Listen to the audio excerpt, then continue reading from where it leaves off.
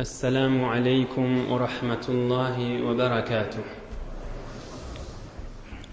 بسم الله الرحمن الرحيم. الحمد لله الذي بنعمته وعزته وجلاله تتم الصالحات وتنزل البركات. الحمد لله الذي هدانا لهذا وما كنا لنهتدي لولا أن هدانا الله. حمدا كثيرا طيبا مباركا فيه. الحمد لله عدد خلقه ورضا نفسه وزنة عرشه ومداد كلماته. اللهم صل وسلم وبارك على حبيبنا وشفيعنا ومولانا وقرة عيوننا وطبيبنا محمد النبي الأمي وعلى آله وأصحابه وأزواجه وذريته كلما ذكره الذاكرون وكلما غفل عن ذكره الغافلون.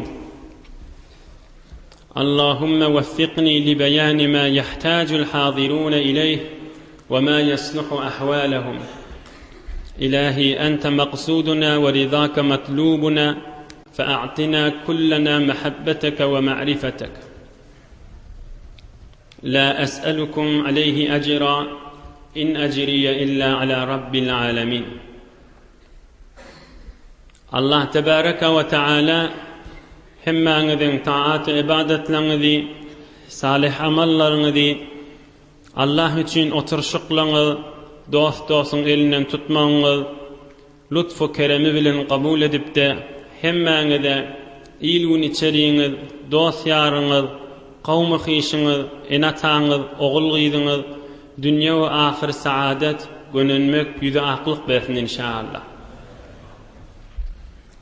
Pak Allah Taala köklediğinden bu gecede Resulullah Muhammed Mustafa sallallahu aleyhi ve selleme peygamberlik derecesi berileceği inşallah.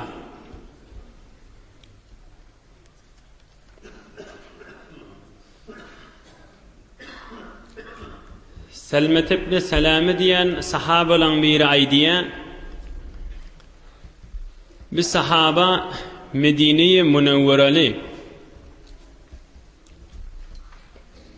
Peygamberimize peygamberlik berilmeginin öw ýallaryna bizim ýanymyzda yani Medine'de bir Yahudi alim adam mady.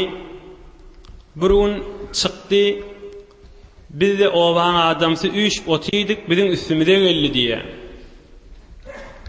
Ohon men şu oturuşyň içinde tagriben ýaşy kiçisidim diýbay diye. Ohon bir Yahudi alim kıyamattan agzady diye. Ohon bir de diye biz Arap milleti müşrik bu zamanımızda kıyamada imanımız yoktu diye. Ohon bir ýaşullamyzyň biri aýtdy: "Ey Yahudi alim, sen kıyamat badygyna deliliň näme?" diýip aýtdylar. Onda ol aýtdy: "Nebiyyun yub'asu min nahwi hadihi'l bilad ve aşara bi yadihi nahwa Mekke." Ohon ýanky Yahudi alim aýdypdyr: "Kıyamatyň badygyna men delilim inheştalardan basymlykda bir peýgamber çykjak" diýip elini Mekke-i Mükerreme tarafa el uzadypdyr. Yani geçenki her heftede geçýär bu ürünlerden Yahudileň, Mesihileň alimleri bütün Tevratda, İncil'de Resulullah janyň kamil sıfatlary bolansoň haçan çykjagyna çeli, haýsy zaman çykjagyna çeli hemme tarapdan kamil ýazgylja bolansoň hatta elini ağda şu taraplardan çykjak diýip Mekke-i Mükerreme tarafa el uzadypdy. Oham ýanky adamla aýtdy diye o peýgamber çykjak bolsa biz görersmi onu diýdiler. Onu ol Yahudi alim men kişiji olan bolansam men ýüzüm bakyp aýtdy diye şol oglana görer şonu diýdi diye. Emme peýgamberimize basym peýgamberlik berildi we Medine-i Münewwerege habary geldi. Biz musulman bolduk diye yankı jawan oglan aýdy. Emme yank Yahudi de diridi, ölmepti. Ona bir haber gelende bakillikten, görüpçülükten, hesadetlik edip, içgaralık edip iman getirmedi diye. Odul aydıp berenin ödedi diye. Batın adamlar peygamber çıkacak deyip. Şon kefi bilen bir Müslüman molluk diye. Emme bakilçilik, görüpçülük, içgaralık bilen bid'adiydi diye. Ohum biz ayttık diye. Fekulna veyleke ya fulan. Eleste billezî kulte lena fihi ma kulte. Kâle bela ve leyse bih. Biz ayttık diye. Ey Yahudi alim, özün aydırdın ştalardan Mekke-i Mükerreme taraftan peygamber çıkacak deyip. Biz Müslüman molluk, biz iman getirdik. Senki näme diyemizi? Yo peygamber çıkacak, yönü bid'adi vaytdı diye bakillikten. İkilenci bir muhim bir arada, yani peygamberlik gurrunun önce önkü peygamberla ve önkü ulamaların boşluk beriyerliklerinden. Hazreti Selman Farsi radıyallahu anh diye men hak dinin idinde kân eddim diye. Ahir bir yaşlı katı alim bir Mesihi alime sataştım olaydı diye. Ey Selman, innehu kad adalla zamanu nebiyyin yub'as yahrucu bi ardil arab bidini İbrahim ala nebina ve aleyhissalatu vesselam. Ey Selman niptir. Hak dinin idinde götüren bolsan Arapların arasından basımlıkta bir peygamber çıkacak. Ödü de sonra bir hurmalık yer dağların arasında Medine-i Münevvere'de. Şu takbarıp hicret edecektir şu peygamberda. Beyne ketfeyhi hatemun nübüvve. İki gerşinin arasında ahir zaman peygamberinin mührü de vardır arkasında. Fe in istata'te en telhaka bitilkel bilad fefal. Ey Selman, başarsan şu ovalara, şu şehirlere vuruyup ödün yetir. Basımrak peygamber, şu peygambere ödün sataşacak bolluyup Selman Farsi de şey diye etti. Ama üçüncü delili, üçüncü vurduğunda aydıp ohum eslimetleve var eyleyin. Biz ehli sünnet vel cemaat akidasına peygamberimizin zamanından taş zamanı çeli Hudaya peygamberin hurmatını deyip dua edilmek akidamızda bağlattım. Hudaya Resulullah canın hurmatını deyip dilemek. İnni şu arada şu vurduğunu değişli inşallah öyünüze varanızda Kur'an-ı Kerim açarsanız birlenci parada Sure-i Bakara 89. ayada Hudu Kur'an-ı Kerim'de var şu vurduğunu. İyirde var. Euzubillahimineşşeytanirracim. وَكَانُوا مِنْ قَبْلُ يَسْتَفْتِحُونَ عَلَى الَّذ۪ينَ كَفَرُوا. Hud Kur'an-ı Kerim'şi. Lep Allah Teala'nın ayetişi. وَكَانُوا مِنْ قَبْلُ peygamberlik berilip gelmeke يَسْتَفْتِحُونَ عَلَى الَّذ۪ينَ كَفَرُوا. Kafirli Yahudun alimleri Hudaya ahir zamanın peygamberinin hurmatına bize kömek ver. Biz şu urşta tarafı basaylı, cengde tarafı basaylı dua ediyenmiştikler. Yemen'in bir alimma Yemen niyen yurdun ona Şevkani divaytiyeler. Alim Şevkani ol tefsirini aydıptır şu ayan tefsirini Suriye Bakara 89. ayan tefsirini. والمعنى يطلبون من الله تعالى النصر على أعدائهم بالنبي المنعوت الذي يجدونه في التوراة. Şun ayan manası şey Hudaya ahir zamanını peygamber dünyaya gelecek özün Tevrat'ta İncil'le ayttın şun hurmatını bize kömek verdi Yahudun alimler dileyediler ahir zaman peygamberin hurmatını deyip Huday Teala da kömek verirdi. Emme o cidden kulak asın. Emme bir ehli sünnetin bir ulukon başının miri İmam Ebu Mansur Maturidi şon bir tefsir kitabı var bir qavqulasın. Bir Türkistan, Tataristan, Daşkurdistan, Uzbekistan, bütün bir Bukhara taraf, Hiva tarafın alimlerinin uluqonlarının biri. İmam Ebu Mansur Maturidi şon bir tefsir kitabı var bir. İkilenci Endülüs taraftan Allame Kurtubi diye İspanya taraftan katı alim adam şon da bir tefsir kitabı var. 2. Üçüncüsü şu zamanında ba adam Vahbet Zuheyli diye Suriye taraftan bir alimın tefsiri var, Et-Tefsirul Munir 3. Dördülönsi Allame Alusi Irak tarafta, Bagdad taraftan bir katı alim var. Onda bir tefsiri var, Ruhul Mani deyip 4. Beşincisi Bagavi deyip Khurasan taraftan bir alim var, katı alim adam. Onda bir tefsiri var, tefsiri Bagavi deyip. Altılancısı şu zamanın alimi Mekke-i Mukarremen aliminin Allame Sabuni deyip mında tefsiri var.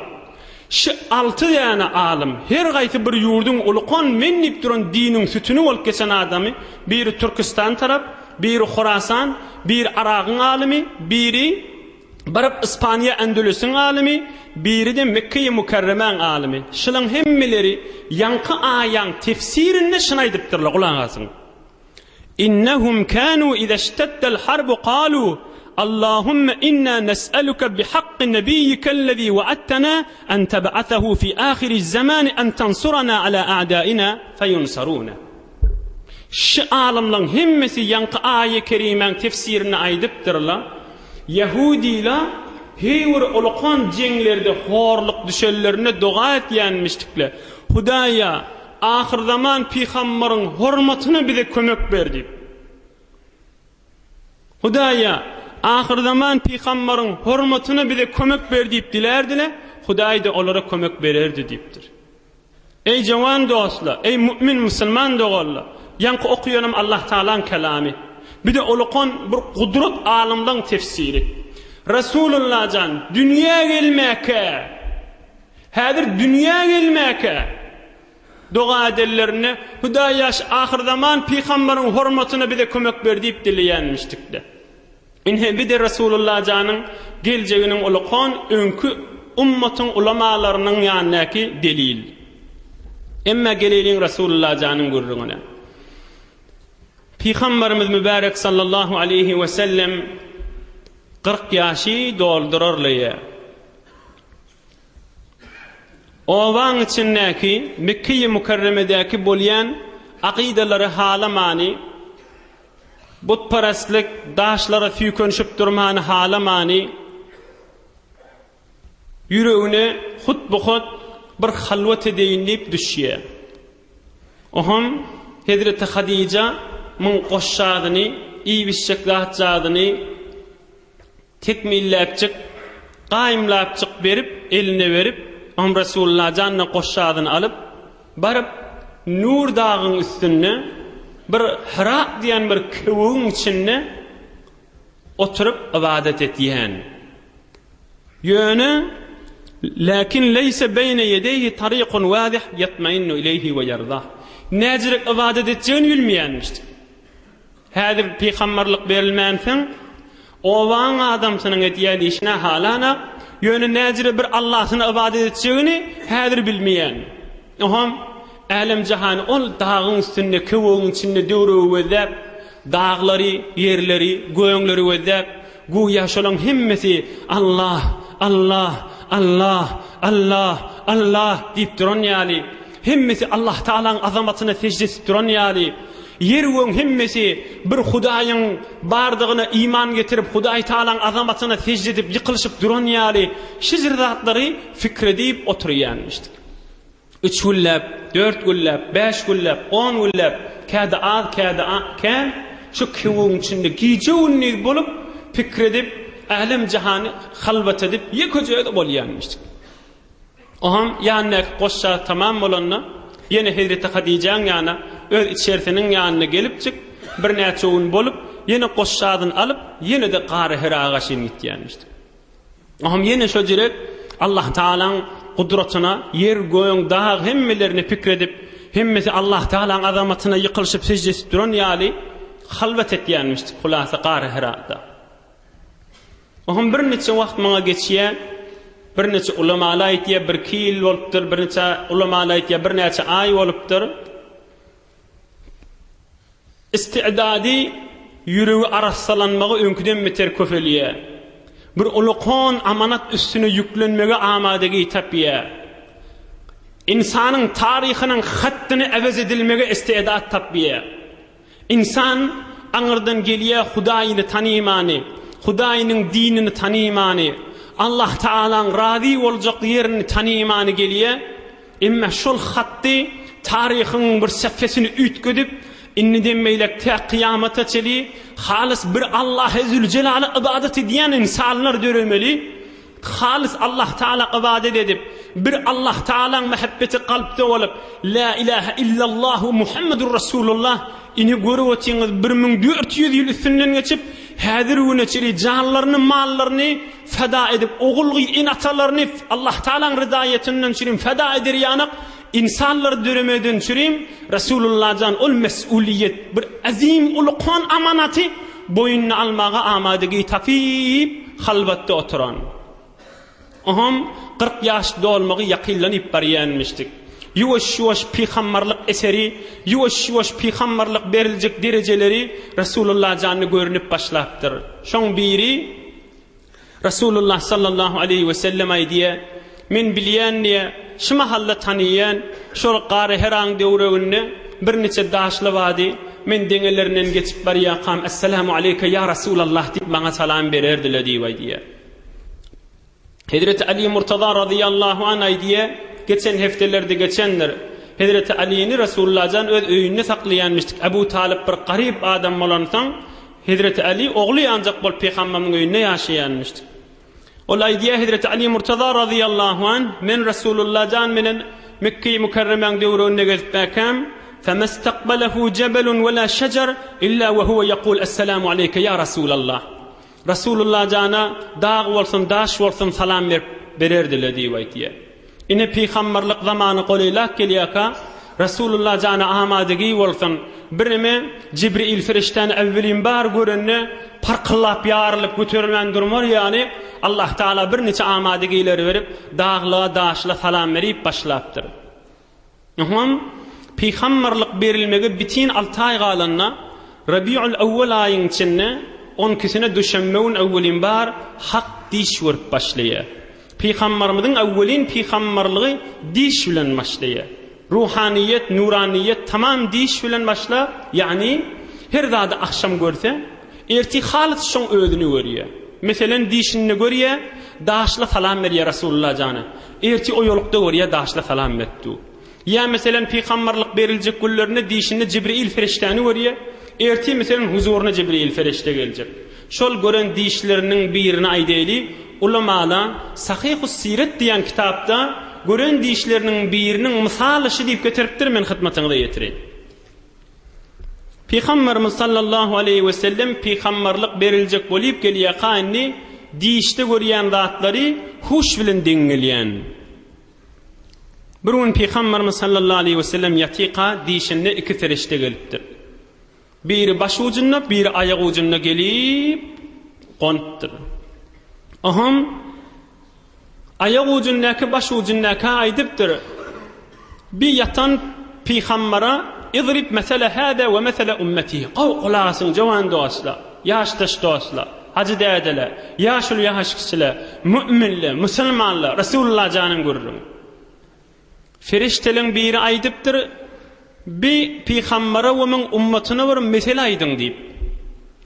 Aham ol ferişte aydıptır.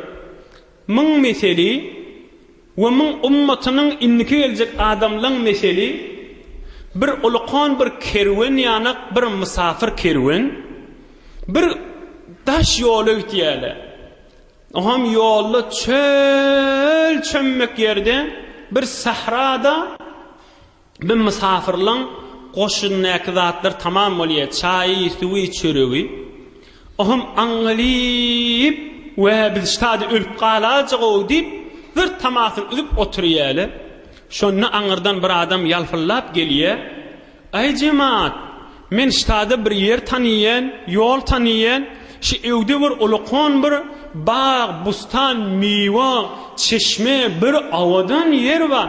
Men izime düşsün da şu taksidi elteyin deyip ay diye. Oham adamla yürüyün onunla deyip himmeti izine düşüp gittiye. Oham şol qav yerik meni eltiye. İnne şol mesela Resulullah canın misali da oham bariyeli, iyi biçiyeli, yüzüğünün renkleri durlanıyor, avudarlanıyor. Oham bila adam ay diye. Ey cemaat, şol ahir deminizde, qutoran vaktinizde, inni bükülli tamamız üzen wagtyňyzda men gitdim dämi size ştak getirdim. Ola da aýtjak Hawwa. Oham ol adam aýtýa, eger ýene men ýygyme düşseňiz, eger ýene men ýygyme düşseňiz, mundan öwrekde bir awadan yer we bidagy hiç bolup galýa. Mundan awadarrak bagy bustany diýip, miwesi diýip, çeşmesi diýip, hemme zatmyndan awadarrak gitseňiz ýöreýin diýip aýdýa. فقالت طائفة صدق والله لنتبعنه وقالت طائفة قد رضينا بهذا نقيم عليه كذا في صحيح السيرة. Şonda bir tohar aýtýa, "Ýok, bolar bize ştaý, ay ajyp ýerde ştaý" diýip ýygyna düşmeýärler. Bir tofarda, "Ey dogry aýtýa, wallahi şu dogry aýtýa." Şon biz ahir demize ştak getirdi. Hükmen mundan bir beter gowy ýerlere akitjek bolmaly, musulmanna ummati da ummati Muhammedi sallallahu aleyhi ve sellem de ýygyna düşkitjek diýipdir. Bir de misaly bolar Rasulullah janyň kafir musulman Rasulullah janyň haýyrlanyp öti. Men mung sünne wagtym uýmamay. Miswak Rasulullah janyň galan, oglan sünnetlemek Rasulullah janyň galan, gusul Rasulullah janyň galan, istinja Rasulullah janyň galan. Anruji behdaştyň gurruna barsa 120 milyon adal bar. Barsa anry. Yerin ýüzünde. Emma Rasulullah janyň haýsy bir ýerinden tut arastalyk barada tuly taryhy beşerde kafir musulman mundan haýyrlanyp öti. Ýöne musulman imanladım Rasulullah jana aýtýa, "Cennet diýip bir zat bar beýle. Ýygyna düşseňiz, beýleka bararsyňyz." Musulman oňa ýetjek bolup ýygyna düşüpbe, kafirde ýok bolar bize ştaý diýip şeýdip galyp durşurda. Hulasa inhe Rasulullah jan Gary Herada Nur dagyna 40 ýaşy bitin dolýa. Daşly zatla salam beren wagtlaryna gow gen diýişleri görüp, akşam görýän diýişleri erti açyk görün zamanyna bir gün otiqa ýanky diýişinden diýiş görüp başlandan 6 aý geçýä Ramazan aýyň 21 gecesi. Bir tofar ulamalar aýdýa Ramazan aýyň 27 gecesi. Behar hal Kadir gece. Kulak asaň. Behar hal Kadir gece Ramazan aýyň 21 27 haýty bir bolsa-da düşenme gün gece Rasulullah jan ýeköjedi hara kewonyň içinde nur dagyna hara kewonyň içinde Jibril ferişte açyk giýip gaýtýa kewege gaşy. Aha Rasulullah sallallahu aleyhi ve sellem birdenni görýä, hakykat iki gözü bilen görýä, ewünde Jibril ferişte bar. Aha Jibril ferişte awwelin Rasulullah sallallahu aleyhi ve selleme pak Allah Taala'nın kelamını eşittirmeli olup "İqra" diye. Ey Muhammed Mustafa sallallahu aleyhi ve sellem okuy diýdi. Aham Rasulullah sallallahu aleyhi ve sellem aýdýa, "Ma ana biqari." Men nämen okuýyn? Men asan qari da diye. Aham Jibril ferişte ewrak düşüp Rasulullah sallallahu aleyhi ve sellem mübarek gucagyna alyp ýaşy gysyp Rasulullah sallallahu aleyhi ve sellem aýtýa, "Meni bi hatty gyssy, ha ölüm diýerler şulau men ölüm öwdidim" diye. Aham meni göwerdi, "İqra." Ey Muhammed Mustafa sallallahu aleyhi ve sellem okuy diýipdir. Aham Rasulullah sallallahu aleyhi ve sellem men aýtdym diye, "Ma ana biqarin." Men okuýup bilemek, men qarida nämen okuýayn? Aham ikilenji edip Jibril ferişte meni ýene gucagyna aldy we men gatanrak gyssy, hatta men özüm ölüm mi qadidim, ölüm diýerler şulau diýdim, ýene men göwerdi. Aham aýtdy, "İqra." Ey Muhammed Mustafa okuy diýdi. Aham men aýtdym, "Ma ana biqarin." Men qarida nämen okuýayn diýip aýtdym. Aham üçlenji edip men ýene ýaşy gyssy we göwerakana aýtdy, "İqra bismi rabbikellezî halaq, halaqal insana min alaq. İqra ve rabbukal akram, ellezî allama bil qalam, allamal insana ma lam ya'lam." Şey diye kana Jibril ferişte çıkıp gidipdir. Manasyny öýde, ey mümin musulmanlar, pak Allah Taala gudret kelamyna, Qur'an-ı Kerim'in awwelin ýiberen aýa mübarek kelimeleri öýde. Awwelin Allah Taala'dan Rasulullah jan inen zat näme boldy? "İqra." Okuy. Okuy. Almyň, bilimiň, sawadyň aňyrda bir hormat goýdygy. Sen oglun Abdullah boljakdyr, Denanan Hadice, soňram Ayşe falan boljakdyr. Adyň Muhammed, men falan, bir zatlar aýtmandyr. Aktygyň Hasanjan boljakdyr, Husaynjan boljakdyr. Ýok, aňyrdy bir insana, aňyrdy bir beşeriýetde bir muhim metlepli, aňyrdy bir insany bir saadete ýetirýän zatda. Hudaý Taala insany bir lütf etip beren zat, o da näme? Alym meselesi, bilim meselesi. İnsanyň aňyrdy bir hususiýaty, insan bir ulukon hususiýatynyň biri ilmi, bilimi sawadi. Allah Taala awlin iberen şu Iqra. Niýe okuýdal? Bismi rabbikellezî halaq. Yaradan Hudaýyň ady bilen okuy. Hudaýyň ady hemişe sen wujudunda bolup durmaly. Ondan çyrym Resulullah sallallahu aleyhi ve sellem daimen yatması turması, tamam harekati, otursa Allah Taala'nın ady hemişe bamışdyk. Hatta Resulullah sallallahu aleyhi ve sellem aydiye yatıp qalamda da men qalbim yatmardy. Qalbim Allah Taala'ny zikredip oturardy diýip aydiye. Iqra bismi rabbikellezî halaq. Yaradan Allah Taala'nın ady bilen okuy. Halaqal insana min alaq. İnsany Hudaý yaratdy. Rahim oğlun yatağı yavışıp duran dongandan yarattı deyip. Rahimin içine yavışıp duran dongan ilmi cinin şanasıydı aydiye. Rahimin içine oğlun yatağın içine dongan edil zalu yalı yavışıp du diye. Rahmet şasbide olup du, yavışıp du diye aydiye. Allah Teala kudret kelamını evvelki ayyalarına aydiye. İnsanın rahimine Zenanan rahimini oğlun yatağına yavışıp durun dongandan men yarattım insanı diye. İnsan bitir zayıfmıştık. İnsan hemmemet bitir zayıf. Hudaý bizi yaradıptır. Hudaý Taala bizi göz kulak beripdir. Hudaý Taala bizi bir roştubimiz beripdir. Anryň bitir insan sen zayıftirsin. İýdi näme? Iqra ve rabbukel akram. Okuýsyň bitir mehriban Hudaýyň badyr. Ellezî alleme bil qalam. Ey insan, Hudaý sana qalam menen öwretdi. Önkilen ilmi innikilere qalar yanık ilim verdi, sawat verdi. Allemel insana ma lem ya'lem. Hudaý insana öwretdi. İnsan yoksa öýdi jahil. Hudaý insana öwretdi. Yoksa insan öýünden zat bilenak. Nädir ohum insan özünün ilmina, özünün gudratyna, özünün owadalygyna alanyp da yaradan pek Allah Taala ki özün nigmat berdir Hudaý Taala'ny ýatdan çykaryp ýerde togyana gaşyn düşmedi.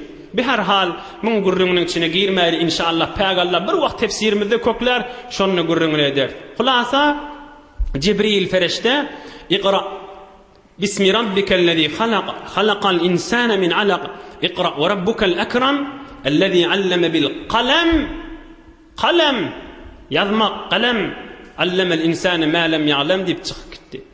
Oham Resulullah sallallahu aleyhi ve sellem qatı korkup yürü ağzından çıkacak yanık bolup ol mübarek sallallahu aleyhi ve sellem şol dağdan yort zabırdap qaydypdyr etek qaşy. Yort giyeceğin içine yort gelip Hazreti Hatice'ni gıygırıp ya Hatice zemmiluni ey Hatice patu olsun malafı olsun meni bir daha da dola vur deyiptir. Peygamberimiz sallallahu aleyhi ve sellem titrep duranmıştır. Oham Hazreti Hatice bir patu dolap oham şotadı bireme Resulullah'dan qiyşarıptır. Oham korki bireme ayırılıp Resulullah'dan bir istirahat edip yatıptır şotadı. Oham bir öğüdüne gelip bireme havası açılıp oham Hazreti Hatice aydıptır. Laqad khashitu ala nafsi ey Hatice deyiptir. Şizratlı bolly aslan özüme korktum deyiptir.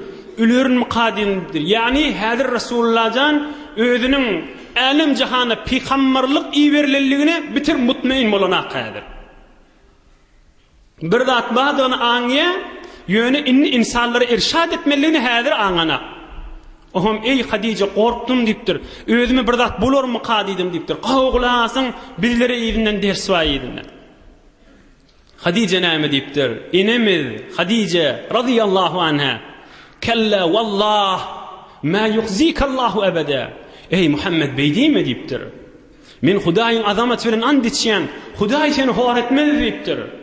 Sen garip qasar gözleýän, sen olaň uşaňa mehabbet etýän, dogan garnaşyňa mehabbet etýän, gelýän mehmanlara hytmat etýän, hemme garip qasarlary gollaýan, bir nefere bir pişamet düşse, bir kynçylyklar düşse, oňa baryp kömekçi bolýan, Hudaý seni horetmez, hiç zat däldir, korkma, belki derejedir taňa bir zat badyr diýipdir. Allah Teala razı olsun Hadice'den. Allah Teala Hazreti Hadice'nin derecesini önküden nefter bölend etsin inşallah. Gör bir iman, bir akıllı, inni yoş imanın içine girmeli. Bir zinanan ediyen erinden çirim hıtmatını.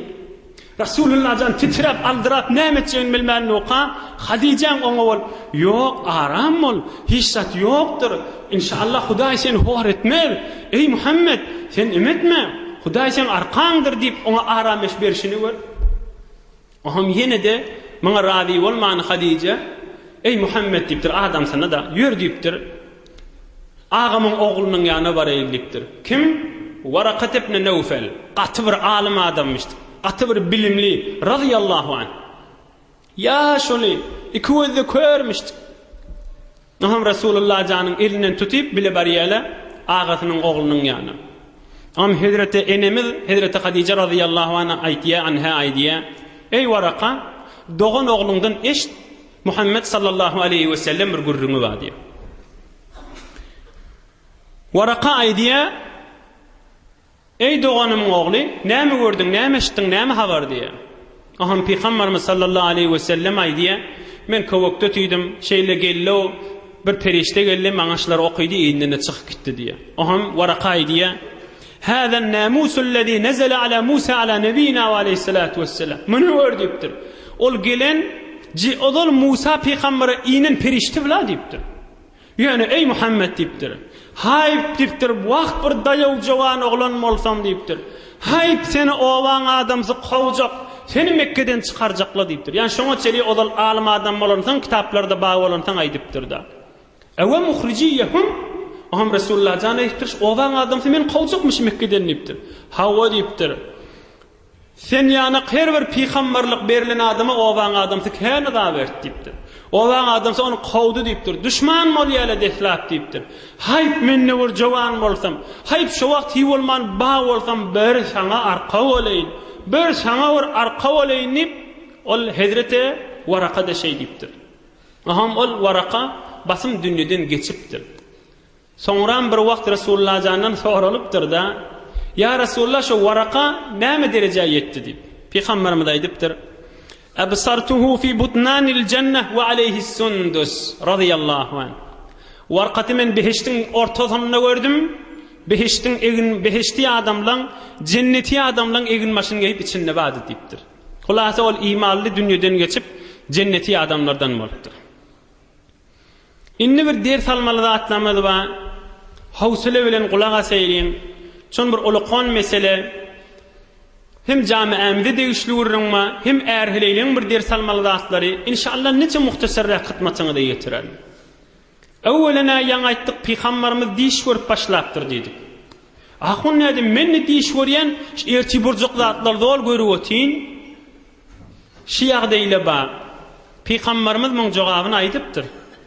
الرؤيا الصالحة من الله تبارك وتعالى فإذا رأى أحدكم ما يحب فلا يحدث بها إلا من يحبه حديث صحيح رواه الإمام مسلم Peygamberimiz aydypdyr, "Qow diş görseniz hiç kim aydyp bermeýän, qow ýan adamyňyza aýdan" diýipdir. Ya alim adam aýdyn, ya qow ýanyňyza aýdyn diýe.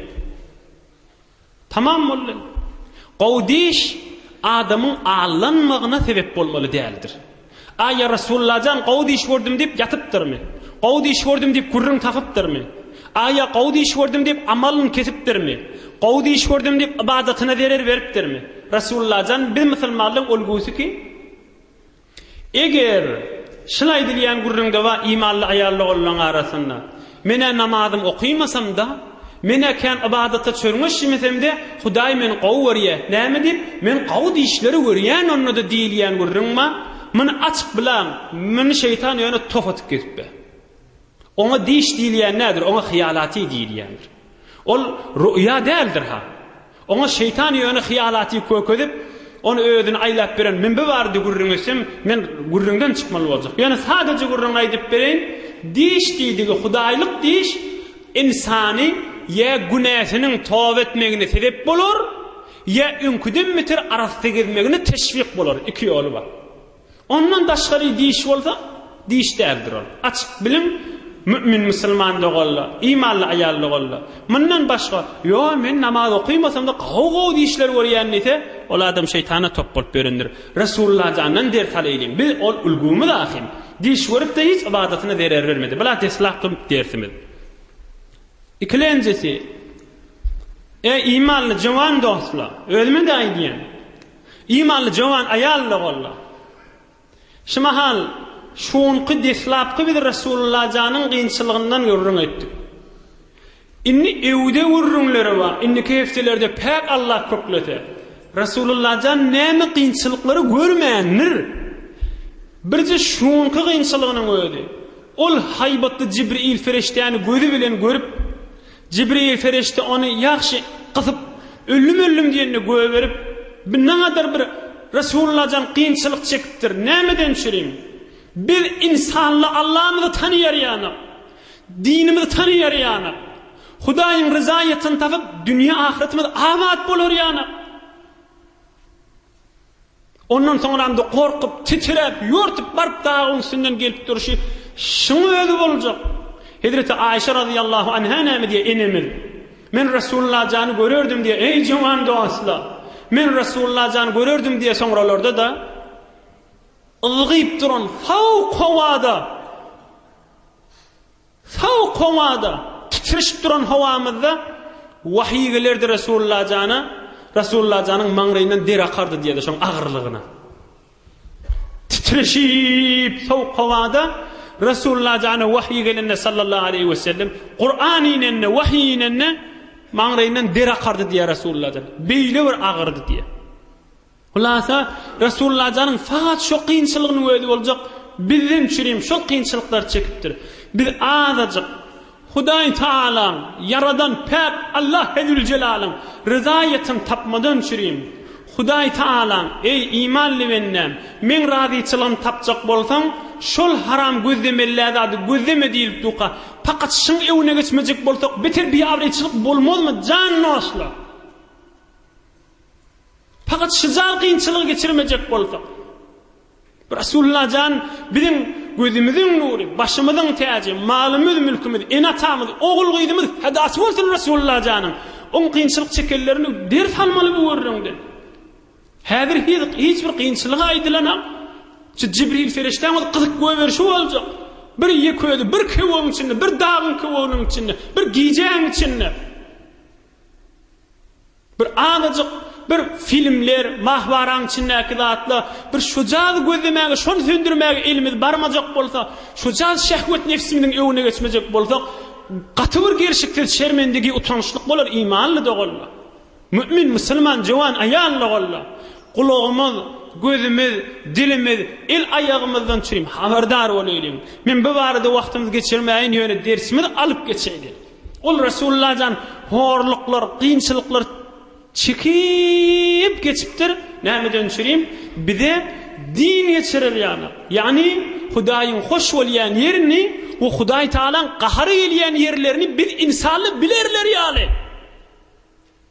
Bir insanly dünýä ahir hoşbaht bolarlar ýaly.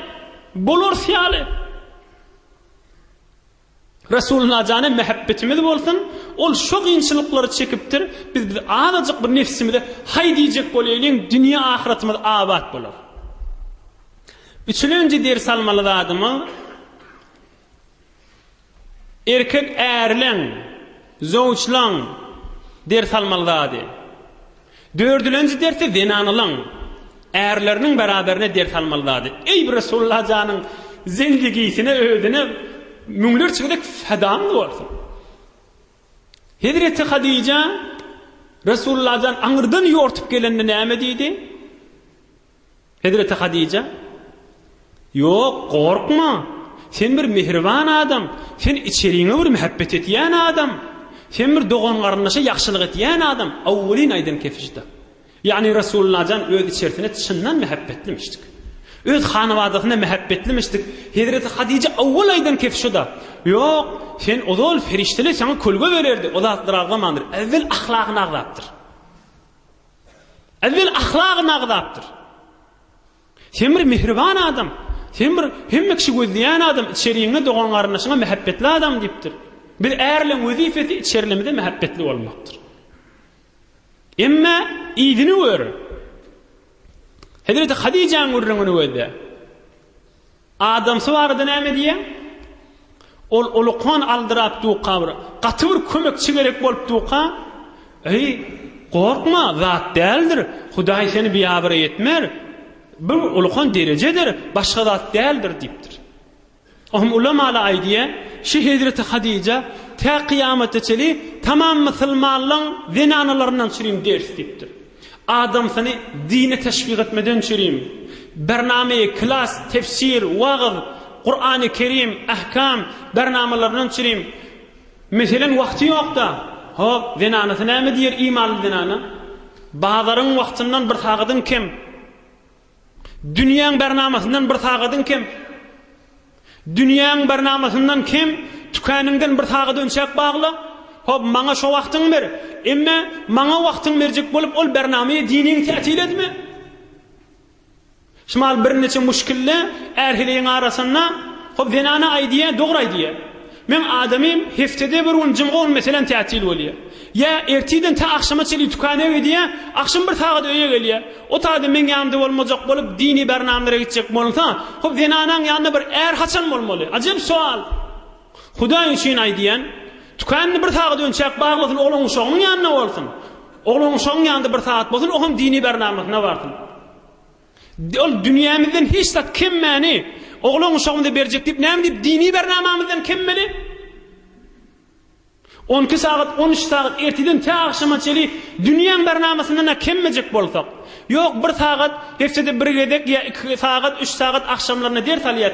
Ay men bir saatdy ogluň şoňda ýetişmeli ahym dip özüň kefiňmen awdallaqana o dini bernamadan galmak özüň almamakdyr musulman dogurlar. Hudaý üçin nasihat diýip aýtdy. O bir saat dünýäňden kim? İşgali yok ki. Bir saat önçärek gel näme dip ogluň şoň haky wadi. Ben anamın hakkı vadi, içerimin hakkı vadi, onun arasında gülüşüp oturmalı. Şeysek, Hudaý üçin etsek, Hudaý Taala men ýönüm wagtyňyzdan almaýyn üçin Resulullah janyň zendigi namyny baryn. Wa men yettaqillaha yej'al lehu mahrajan. Her kim Hudaý üçin şeyse, ýa-da okuýarym Qur'ana. Allah Taala näme diýer? Men Hudaý zaman men Hudaý boyun alýan şoň ýadyna ýok ýerinden ırsgalyn bol bereýin diýip aýtdy. Hudaý üçin ýetirýän inşallah täsirini, eserini amal etmegi Hudaý bersin galplara. Hulasa 4-nji ders almaly adamyz imanly zinanyň ders almaly kimden? Enemin Hatice'den. Gör Resulullah jana dininden şem arka bolşyny, beter arka bolşyny inşallah soňralarda eşitersiňiz. Bir diýene Hazreti Hadice şun Resulullah janyň gurrungy Hadiceň gurrungy bir jidaňyny aýtyp berin. Jibril ferişte gelipdir bir gün Resulullah janyň ýanyna. Arabiýany okuýmaýyn. Aýdypdyr: "Ya Resulullah, halha işte Hadice geler ýanyňa" diýipdir. Şonna faqra aleyha es-selama min rabbiha azza ve cel ve minni. Ey Resulullah diýipdir. Alan Hadice geler diýipdir. Hawasyny berde bolsun. Alan Hadice geler diýipdir. Jibril feriştaň diýýär: "Ey mümin musulman aýallygylar, Hadice peýgamber däl ha. Hadice peýgamber däl ha. Hadice peýgamber däl ha." Jibril ferişte Resulullah jany gelip aýdypdyr: "Ey Resulullah, işte Hadice geler" diýipdir. Hudaý aýdýar Hadice'ga men tarapdan salam aýt. We men Jibril tarapdan salam aýt Hadice'ga. We şonu buşla bi beytin fil cenneti min qasab la saqaba fihi ve la nasab.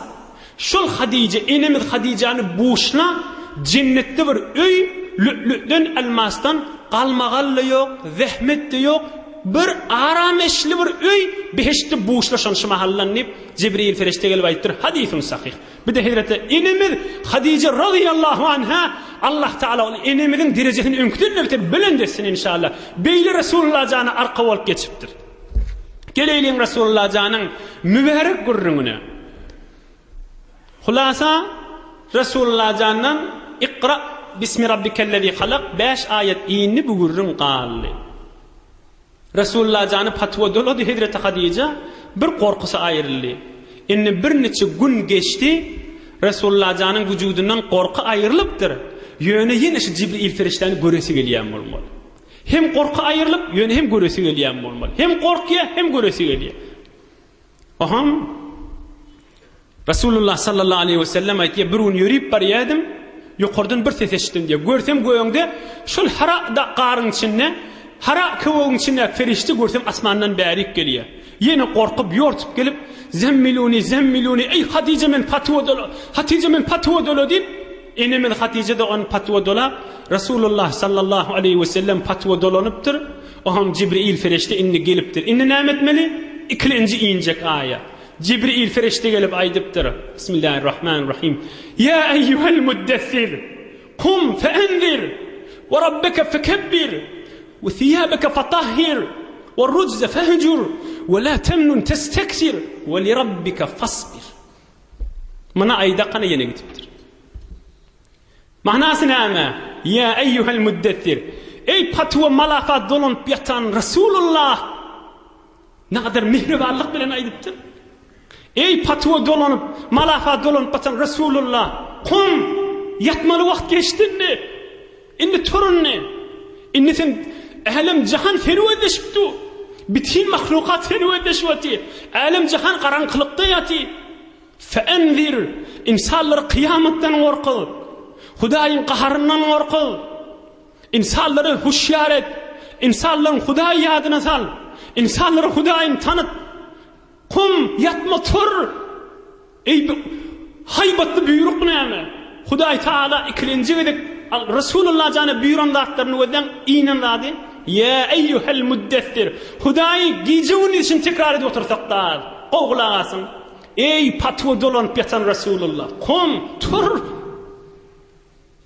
Resulullah jan şu ayet inenden sonra 23 ýylyň içinde hiç wagtda bir lehzesini Allah Taala'dan gafil bolmany bir azim mes'uliyet kum fe'enzir ayet inenne inni men Resulullah'dygym billim dip aýagysyna ganyp 23 ýylyň içinde hiç bir lehzetini Hudaýdan gafil bolmany, hiç bir lehzetini hatta yatan wagtlaryna da rahat yatmany kamil insanlary tamam beşeriyeti Allah Taala'ny tanymaga we Allah Taala'ny ullamaga gaşyn çağırmaga başlaýar. Kum fe'enzir, tur insanlary huşyar edip. Ve rabbeke fekebbir, 3-nji ayet. Hudaýyňy ulula. Hudaýyňy ulula. Yani Hudaý bir form ulula gulagasyn. Hudaý bir form ulula, ýeriň ýüzünde Hudaýdan başga zat özüni tekebbür saýmasyn.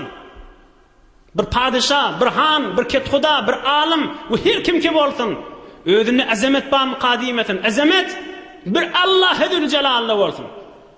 Rabbeke fekebbir. Hudaýyň ulula. Soňralarda da inşallah gurrun geler. Hudaýyň ululap nama ýadyp barıp Husru Pervize, barıp Muqawqis Misr'in padişahyna, barıp dünýä boýunça ulukan eber gudrat imperatoriýa Roma, imperatoriýa Fars we ýeriň ýüzündäki adamlara Bismillahirrahmanirrahim min Muhammed Resulullah dip Resulullah janan ölünden nama ýadyp. Näme dönşirim? Azamet fat Allah Taala'nın dip. Näme Hudaý buyurupdyr. Rabbeke fekebbir. Hudaýyň ulula. Dördülenci ve thiyabeke fatahhir ve rujze fehcur. Çalatımra qaydayn. Yine inşallah 5 dağıdan tamam edin. Thiyabeke fatahhir, üstü başında arassa bolsun. Ve rujze fehcur, içinde arassa bolsun. Butlardan sawulşmaly, odully sawulşyglydyn inni qaýym bol. Hudaýdan başga da barma. İçin we daşyň kesafatçylyklardan, hafatçylyklardan, nejislikden, garaňkylyklardan pak et. Thiyabeke fatahhir, egin maşyňda arassa bolsun. Ve rujze fehcur, içinde arassa bolsun. İdini wezde ve la temnun testekfir. Bir wagtda gijewin ýortamda kan amal etdim dip minnet edama dipdir. Tekrar edeyin. Ve la temnun testekfir. Kan amal etdim dip minnet edama dipdir. Ve la temnun testekfir. Men kan zahmet çekdim dip minnet edama dipdir. Bir tefsiri şu. Ahirkisi da ve li rabbike fasbir. Evinde kıyınçılık vardır. Hudaý için sabretmeli olardyň dipdir. Mana aýda kanada Cibril ferişte yine gidipdir. Ve li rabbike fasbir. Hudaý üçin bay kynçylyklar çekmeli bolarsyň indi öwüňde, Hudaý üçin jydanmaly bolarsyň diýipdir. Mundan meýlek indi Rasulullah jan özüniň hak peýgamber bitin insanlara iý berilirligini aňyp, ondan meýlek Hudaý Taala'nın ullaýşy gijelerde turup inşallah soňralarda geler. La uhsi sana'an aleyk ente kema asnayta ala nafsika. Hudaýa men seni her jere öwsemde seni öwüp başarmaýan. Sen Hudaý öwüň tanyşyň ýalydyrsың. Sen Hudaý öwüň öwüşiň ýalydyrsың. Ya Hudaý Taala'nın ullanyna soňralarda dua edene gijew neday diye. Hudaýa sen bide ýaqin, biziň içimiz sana çöwürüli. Sen halal eden zatyň halallar, sen haram eden zatyň haramdyr. Biz sen zayıf bendäňdir. Sen ulukhan Hudaýdyrsyň diýip gijew Rasulullah jan aýdýanmyşdy. Hudaýyň üçin sabr etmeli bolarsyň inşallah geler soňralarda. Kän kafirlik azap berip, wurup ýenjellerinden soňramda Rasulullah jan dua etýänmişdi. Hudaýa bu gören kynçylyklam hiç sat däldir. Hudaýa sen qaharda bolmasaň bolýa. Sen hoş bolsaň bolýa diýip şu Allah Taalaň buýrugy bir tekrar edeýin. İkilenji gedek Rasulullah jany gelip der haqiqat himmet içinde ba. Ey patwa dolan patan peýgamber tur inni bitin insanlara kıyameti ýadyna sal, Hudaý ýadyna sal. Hudaýyňy ulula egin maşyň arasy bolsun, içiňde arasy bolsun. Ediyen amalyňy Hudaýyň beraberine kän kökezjek bolma. Men kän etdiýetdim ki diýme. O Hudaý üçin sabr et. İnşallah indiki heftelerde pek Allah'tan kuklediğinden iyidini alıp gider. Allah Teala yurdumuz parahat, vatanımız emniyet, dünya ahir saadet, merirlemizde şefa, musafiratta, qurbatta, hatmatta, nahaqqından düşelle, hemmelerinin müşkillerine Resulullah canın hurmatına ahsan etsin inşallah.